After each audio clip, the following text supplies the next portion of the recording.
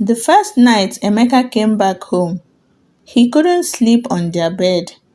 He stood at the door of the bedroom he used to share with Adaeze, staring at the mattress like it held memories he was no longer allowed to touch.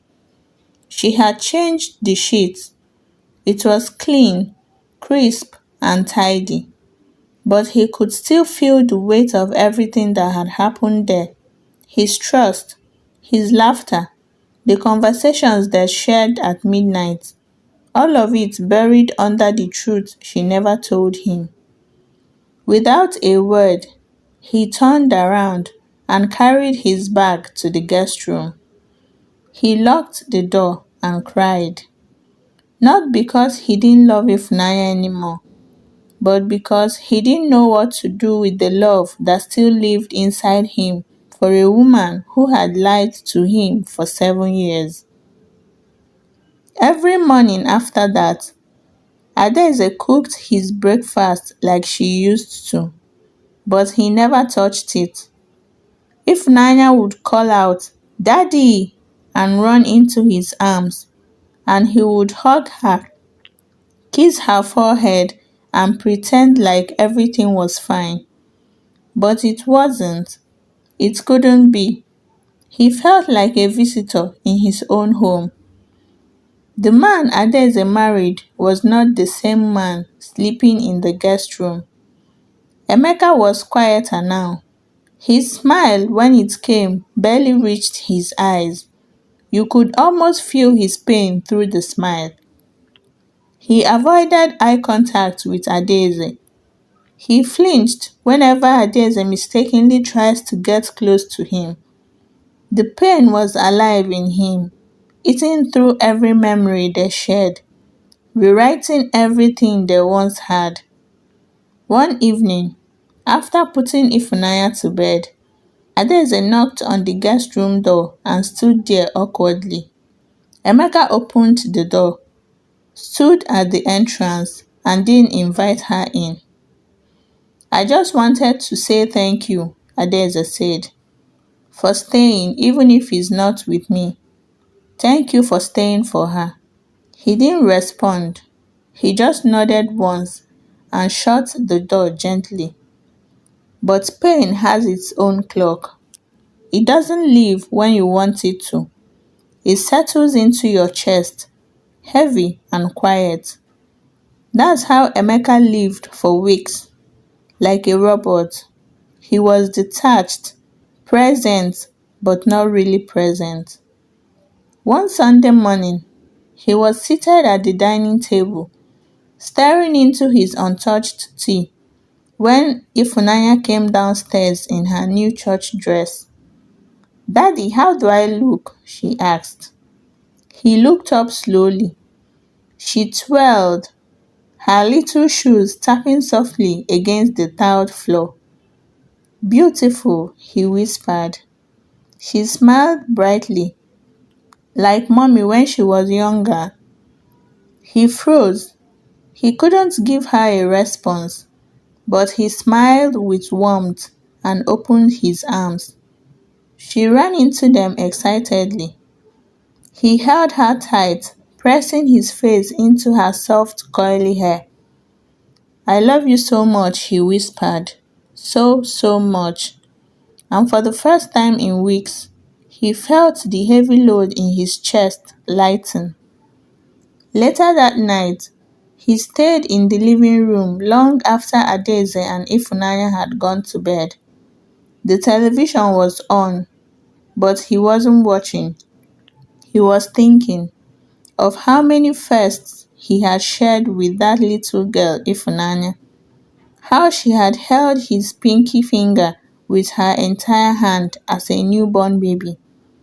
How she once said she wanted to marry him when she grew up because of how much she loved him. How she always called him my bestest daddy on her birthday cards. She didn't carry his blood, but she carried his heart. The next morning, he knocked on Adaeze's door. She opened it, looking surprised and scared at the same time. We need to talk, he said. She stepped aside quietly and closed the door behind them. They sat on opposite sides of the bed. Emeka, while avoiding eye contact with her, started the conversation. I'm trying, Emeka said finally, to forgive and forget, to move past this, but it's so hard. I know, she whispered. I feel stupid sometimes, like you saw me as a fool, like the whole world saw a man celebrating another man's child. No, she said, sitting up. You don't get to say that. You are not a fool, Emeka. You are a good man, a good father, the best thing that ever happened to both me and Ifunanya. I lied to you, yes, and I failed you, and I'll forever regret that. But don't reduce yourself to that pain.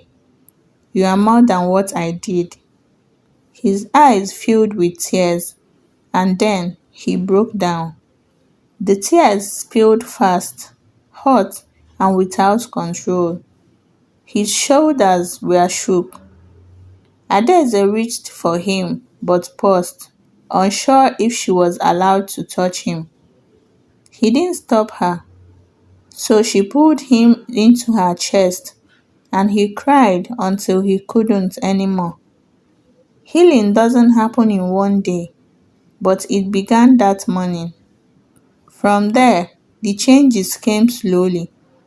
Emeka started eating the food Adaeze made. They started praying together again as a family before bedtime. They slowly started chatting like married couples for the first time in months. It wasn't easy at first, but when two people want to be with each other, they always find a way to make it work. One day, after church, Emeka took Adaeze's hand as they walked to the car. She froze, looking down at their fingers. Are you sure? She asked, looking uncertain. No, he said honestly, but I miss my wife. A year later, they sat Ifunanya down in the living room. She was 8 years now, smart enough to notice how things had changed. Adaeze held her hand. Emeka sat across from her. There's something we want to tell you, Emeka said gently. Ifunanya, do you know what it means to be chosen? The girl frowned. Like picked? Yes, chosen, not by blood, but because of love. She nodded. Well, that's what you are to me, Emeka said. You're my daughter. I may not have made you in my body, but I made you in my heart, and I'll love you forever. That's never going to change. She looked at him confused. He reached for her hand. You are mine in every way that counts.